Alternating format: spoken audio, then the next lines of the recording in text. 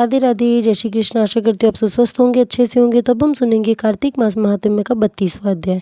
यमराज की आज्ञा से प्रेतपति द्वारा धनेश्वर को नरकों के दर्शन। श्री कृष्ण बोले कि हे प्रिय, यमराज की आज्ञा मान करके प्रेतपति ने धनेश्वर को ले जाकर के नरक दिखाए और बोला कि हे धनेश्वर, तुम इन भयंकर घोर नरकों को देखो, जहाँ पापी मनुष्यों को यमदूतों द्वारा कठोर यातना दी जाती है। यह तप्त बालू घोर नरक है, जिसमें शरीर जल जाने पर पापी लोग चिल्ला रहे हैं। भोजन के समय आए हुए भूखे अभ्यागतों का जो सत्कार नहीं करते, वे यहाँ पकाए जाते हैं। गुरु, अग्नि, गौ, ब्राह्मण, वेद और क्षत्रिय इनके जो लात मारते हैं, उनके पैर जलाए जाते हैं। इस नरक के 6 भेद हैं, जो अनेक प्रकार के पापों से मिलते हैं। यह दूसरा अंधतामिस्त्र नामक नरक है। सुई के समान भयंकर मुख वाले कीड़ों से पापी मनुष्यों के शरीर यहाँ काटे जा रहे हैं। ये भी 6 प्रकार का है। दूसरे का मर्म भेदन करने वाले पापियों को के मांस को कुत्ता और गीद आदि खाते हैं। तीसरा एक क्रकच नामक भयंकर नरक है। यहाँ पापी आरे से चीरे जाते हैं। यह क्रकच नरक भी 80 पत्र वन आदि भेदों से 6 प्रकार का है। इसमें वे मनुष्य हैं जो स्त्री, पुरुष एवं पुत्र आदि का वियोग कराते हैं, और भी जो प्रिय वस्तु है उनसे जो वियोग कराते हैं, वे भी मनुष्य यहाँ पकाए जाते हैं।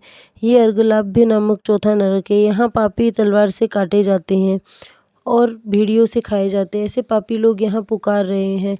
अनेक प्रकार की फांसियों से बांध करके यम के दूत धमका रहे हैं। इसके भी 6 भेद हैं। 5वां कुटशालमभी नामक नरक है। इसमें अंगारे के समान सेमल के कांटे हैं, जो पराई स्त्री से रति दूसरे से बैर करते हैं, पर निंदक और दूसरे के द्रव्य को हरण करते हैं।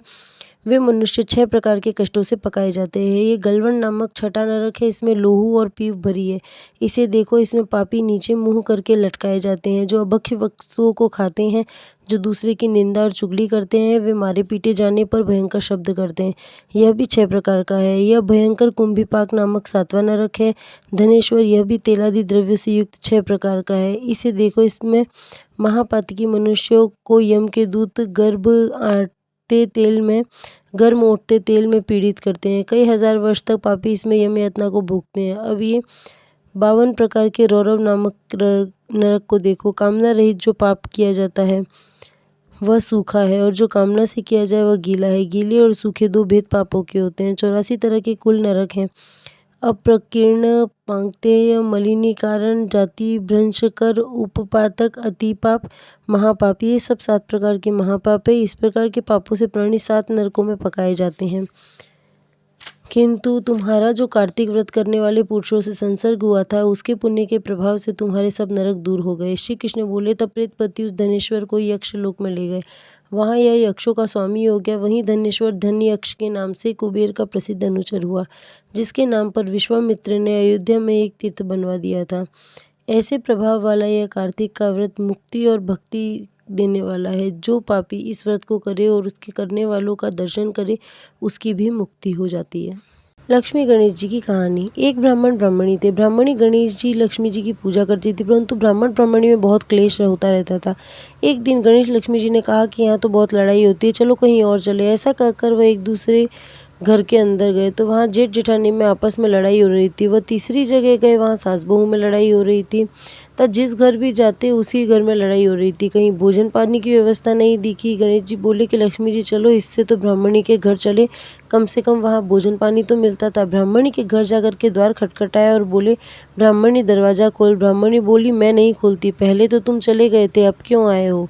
वे बोले, नहीं ब्राह्मणी, अब नहीं जाएंगे। ब्राह्मणी बोली, मैं ऐसा नहीं मानती, पहले त्रिवाचा भरो तब किवाड़ खोलूंगी। तब गणेश लक्ष्मी जी ने त्रिवाचा भर दी। तब ब्राह्मण ने दरवाजा खोल दिया। गणेश लक्ष्मी जी घर में ही विराजमान हो गए थे। ब्राह्मण के दुख दरिद्र मिट गए।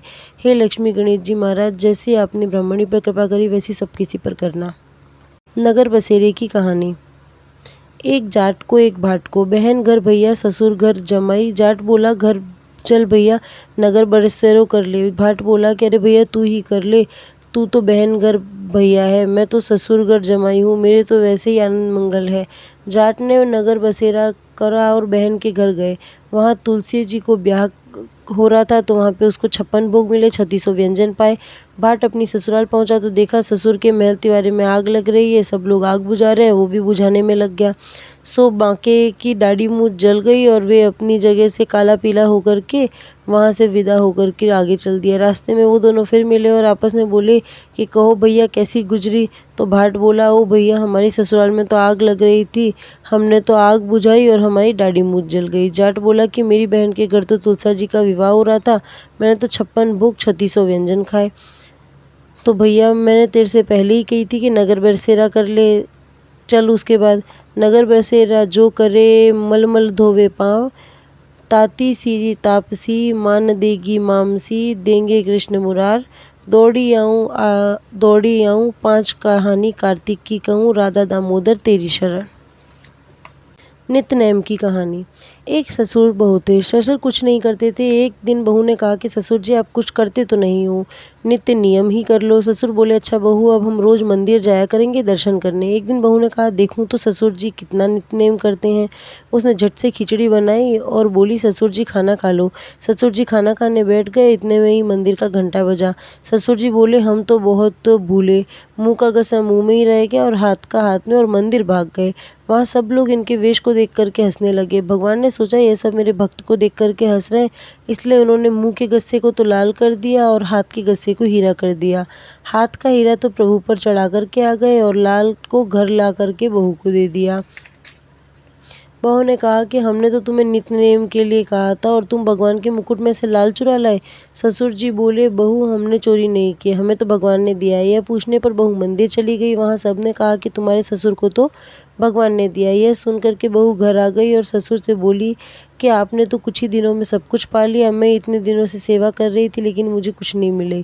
ठाकुर जी प्रेम के भूखे हैं, जैसे ससुर पर कृपा करी वैसी सब किसी पर करना। तुलसा जी की कहानी। एक बुढ़िया माई थी। वह तुलसा जी की पूजा करती और कहती तुलसा माता तू सुखदाता, श्री कृष्ण की प्यारी, विरला सींचू तेरो, तू कर निस्तारो मेरो, मूंग भात का खाना दीजो, पीताम्बर की साड़ी दीजो, श्री कृष्ण को कंधा दीजो, केसरिया घाट दीजो, बैकुंठ का वास दीजो, हरी हरी कहती ले जाइयो। अब तुलसा जी सूखती जाए। जब कृष्ण भगवान आए तो पूछा तुलसा जी तुम तो हरी भरी होने की जगह सूख क्यों रही हो? तुम्हारी तो आजकल बड़ी आगवानी हो रही है, पूजा हो रही है। तुलसा जी ने अपने सूखने का कारण बताते हुए कहा कि एक बुढ़िया माई है, सबकी अभिलाषा बता दी उन्होंने। आगे बोली भगवान मैं सब कुछ तो दे दूँ उसे, किंतु तुम्हारा कांधा कहाँ से दूंगी? श्री कृष्ण बोले कि बस इतनी सी बात है, जब बुढ़िया माई मरे तो घंटा झालर शंख बजा देना, मैं अपने आप चला आऊँगा। कार्तिक पूरा हुआ। बुढ़िया माई ने मरण संजोया। अब तो वह बुढ़िया माई बड़े बड़े योद्धाओं से भी न उठे। तुलसा जी को यह मालूम पड़ा तो झट उन्होंने घंटा झालर शंख बजा दिया। श्री कृष्ण भगवान 12 वर्ष के बालक का रूप धारण करके वहाँ आए और पूछने लगे कि भैया यहाँ भीड़ क्यों लगी है? तब एक आदमी बोला कि एक बुढ़िया माई मर गई है, किसी से भी उठ नहीं रही है। भगवान बोले कि लाओ मैं भी उठा करके देखूं। तो कुछ आदमी बोले कि लो इतने बड़े बड़े योद्धाओं से नहीं उठ रही है, तो जरा सा बालक इसे कैसे उठा करके देखेगा? फिर भी वो एक तरफ हट गए और जैसे ही भगवान ने हाथ लगाया बुढ़िया महारानी हरी हरी कहती हुई उठ खड़ी हुई। पीपल पतवारी की कथा। एक समय एक गुजरी थी। उसने अपनी बहू को एक दिन दूध दही बेचने को कहा और वह बेचने गई तो रास्ते में औरतें पीपल पतवारी सींचती हुई दिखी। इस पर उसने उन औरतों से पूछा कि ये क्या कर रही है? औरतों ने कहा कि हम पीपल पतवारी सींच रही हैं, इससे घर में धन धान्य बढ़ता है और खोया पति भी मिल जाता है। बहू बोली ऐसी बातें तो मैं पानी की जगह दूध व दही से सींचूंगी। गुजरी ने बहू ने रोज दूध दही बेचते समय पीपल पतवारी को दूध दही से सींचना शुरू कर दिया। जब सास दूध दही के रुपए मांगती तो कह देती कि महीना पूरा होने पर हिसाब दे देगी।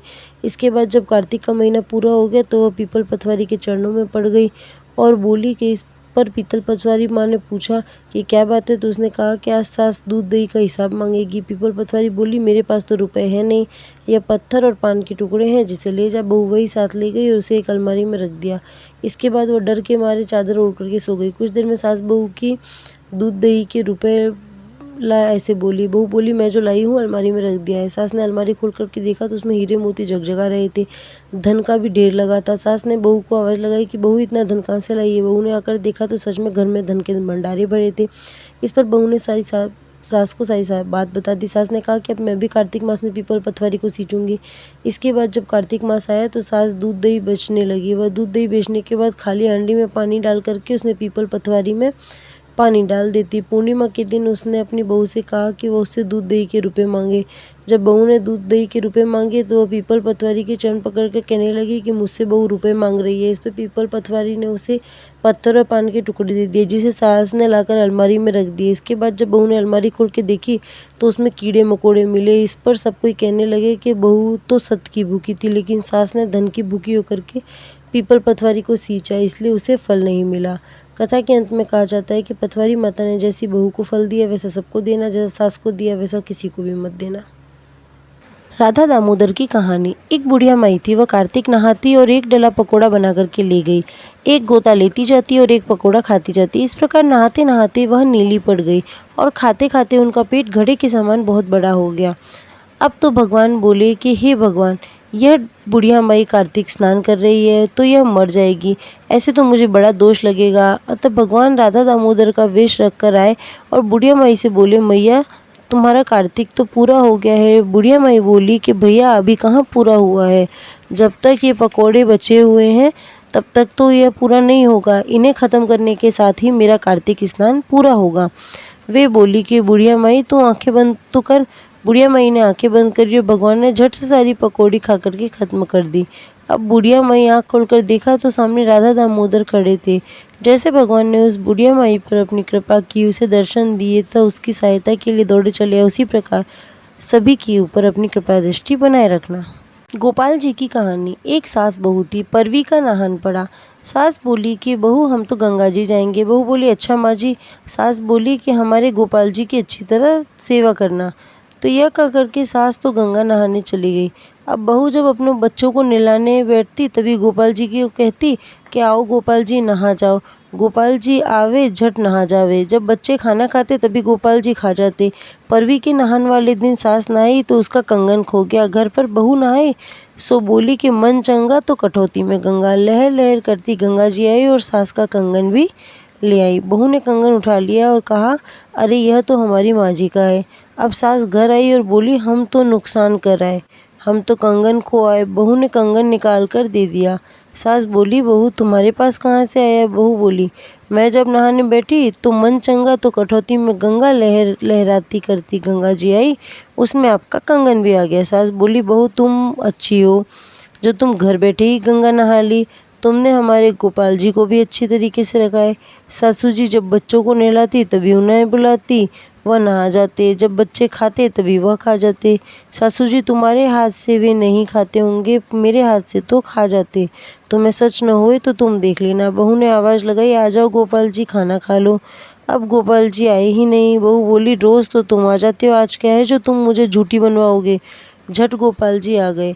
अब तो सास गोपाल जी के पैरों में पड़ गई और बोली कि प्रभु मुझे क्षमा करो। बुधवार की कहानी। एक समय एक व्यक्ति अपनी पत्नी को विदा कराने के लिए अपनी ससुराल गया। वहाँ कुछ दिन रहने के पश्चात उसने सास ससुर से अपनी पत्नी की विदा के लिए कहा, किंतु सबने कहा कि आज बुधवार क्या दिन है, आज के दिन गमन नहीं करते। वह व्यक्ति नहीं माना, हठधर्मी करके बुधवार के दिन ही अपनी पत्नी को विदा करा करके अपने नगर को चल पड़ा। राह में उसकी पत्नी को प्यास लगी तो उसने अपने पति से कहा कि मुझे बहुत जोर से प्यास लगी है। तब वह व्यक्ति लोटा लेकर के रथ से उतर करके जल लेने गया। जैसे ही वह पानी लेकर के आया तो अपनी पत्नी के निकट यह देख के आश्चर्यचकित रह गया कि ठीक उसकी जैसा ही दिखने वाला सूरत व वेशभूषा वाला व्यक्ति उसकी पत्नी के पास रथ में बैठा हुआ है।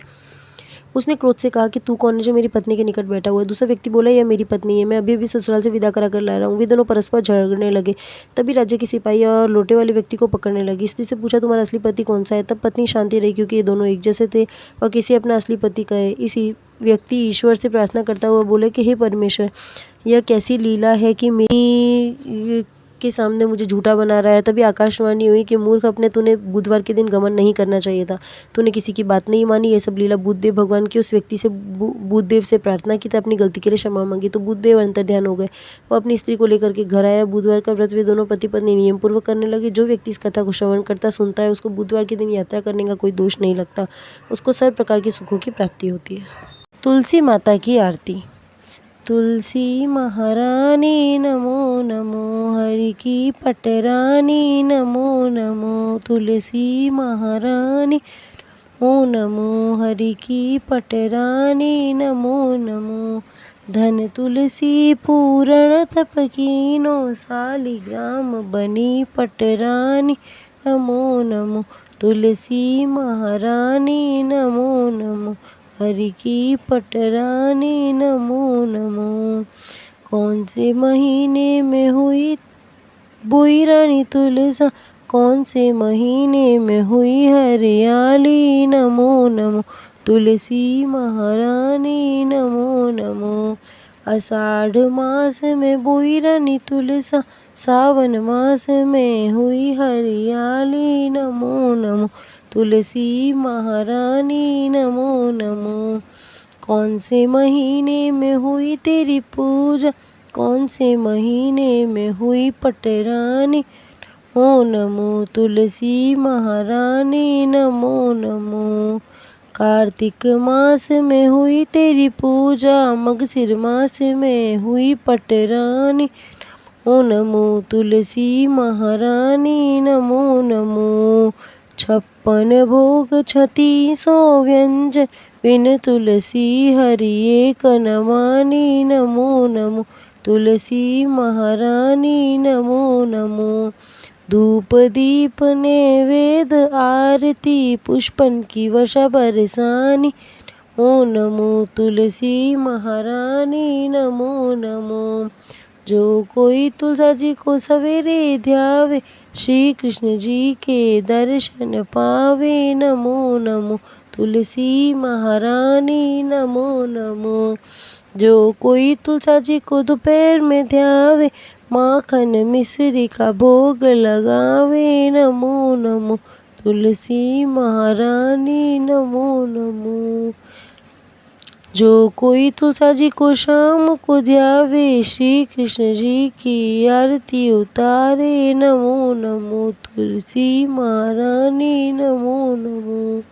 जो कोई तुलसा जी को रात को ध्यावे, श्री कृष्ण जी के चरण दबावे, नमो नमो तुलसी महारानी नमो नमो। हरि की पटरानी नमो नमो।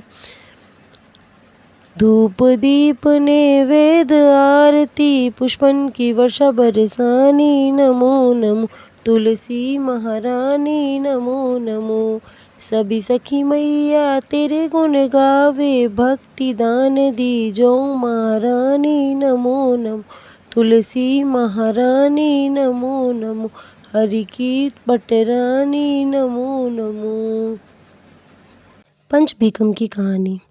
पंचभीकम की कहानी के अंदर ही 3 कहानियाँ हैं जो कि कार्तिक मास की शुक्ल पक्ष की एकादशी से देवउठनी एकादशी अर्थात से लेकर के पूर्णिमा तिथि तक कहनी चाहिए। इस दिन दान दक्षिणा आदि का अत्यंत महत्व होता है। तो पहली कहानी घर रखवैये की कहानी। एक डोकरी थी, वह कहती थी मेरे कोई घर रखवैया नहीं है, मैं कार्तिक नहाती। एक दिन भगवान ने सोचा ये रोज़ ऐसे कहती हैं, तो उसके घर में छलोरी कर दी, उसके हाथ में छलोरी कर दी। उस छलोरी में से एक मेंढक पैदा हुआ। अब उस मेंढक को घर में छोड़ करके कार्तिक नहाने जाती थी। एक दिन वहाँ राजा की स्वयंवर था, सब लोग देखने जा रहे थे, मेंढक भी स्वयंवर देखने चला गया। राजकुमारी 3 बार आई और तीनों मेंढक के गले में जयमाला डाल गई। अब तो उसका ब्याह मेंढक के साथ हो गया। पड़ोसिन कहने लगी डोकरी तेरा वो मेंढक का बहू लेकर आ रहा है। डोकरी बोली मेरी क्यों हंसी कर रही है, वह कुचल कुचलाकर मर गया होगा। पड़ोसी बोली तू सच न माने तो जाकर देख ले। जैसे ही डोकरी ने बाहर जा कर के देखा तो वह अंधी से सूझती हो गई, आंखन में ज्योति आ गई। यह देख करके बहुत खुश हुई। एक दिन सास बोली बहू न जाने तेरे भाग्य में क्या लिखा है, न यह सुने न बोले न कुछ काम करे, है तो मेंढक। 2-3 दिन तक बहू सुनती रही। एक दिन बोली सासू जी यह तुम्हारे लिए मेंढक है, मेरे लिए तो कुंवर है। ये दिन में मेंढका बने रहे और रात में कुंवर है जाए। तुम्हें विश्वास न हो तो आज रात को देख लेना। ऐसा कहा बहू ने सास को एक कोने में छुपा दिया। रात हुई, मेंढक आया, अपना चोला उतार करके सुंदर कुंवर का रूप बना लिया। अब तो झट मैया ने कुंवर का हाथ पकड़ लिया और बोली बेटा तैने मुँह से क्यों छिपाव किया। बेटा बोला माँ तुझको दोष लगाने के कारण मैंने छिपाव किया, मैंने तेरे बुढ़ापे की लाज बचाई, अब मैं तेरे सत का बेटा हूँ। डोकरी ने सब जगह कह दिया कि मेरे सत का बेटा है, यह तो मेरे यहाँ मेंढक का रूप धर कर आया है। जैसे भगवान ने उस बुढ़िया को बेटा दिया वैसे सब किसी को देना। चिड़िया की कहानी। 4 चिड़िया थी, वे कार्तिक नहाती थी। एक ने कपड़ों का दान किया, दूसरी ने मूंग भात, तीसरी ने फलों का, चौथी ने सोने चांदी का दान किया। चारों चिड़िया कार्तिक पूरा होने पर मर गई। उन चारों ने एक राजा के यहाँ 4 लड़कियों का जन्म किया। उनमें से जिसने कपड़े का दान किया वह नित्य नई नई साड़ी पहनती थी। जिसने खाने का दान किया उसे नित्य नए नए के पकवान मिलते थे। जिसने फलों का दान किया था उसे रोज़ तरह तरह के फल खाया करती थी। और जिसने आभूषणों का दान किया वह नित्य सुंदर सुंदर आभूषण ही पहनती थी।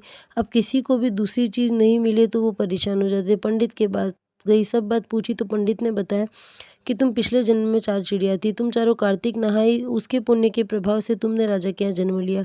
तुम में से किसी ने कपड़ा, किसी ने सोना, किसी ने चांदी, किसी ने फल का दान किया और तुमने खाने का दान किया। सो तुम्हें नित्य तरह तरह के भोजन मिल रहे हैं। जो जैसा दान करता है उसे वैसा ही फल मिलता है। घुन सुन की कहानी। एक घुन थी और एक सुन थी। घुन जो था वो घुन ही करता था और सुन कार्तिक वाली औरतों की धोती में लिपट कर कार्तिक स्नान कराती थी। यह घुन से कहती कि कुछ घुना कर कुछ सुना कर, पर वह कुछ सुनता ही नहीं था। जब कार्तिक बीत गया, दोनों मर गए। तब संयोगवश सुन ने राजा के घर लड़की का जन्म लिया और घुन हाथी बना। लड़की के यहाँ बड़ी होने पर राजा ने शादी कर दी। दहेज में वो हाथी भी दिया।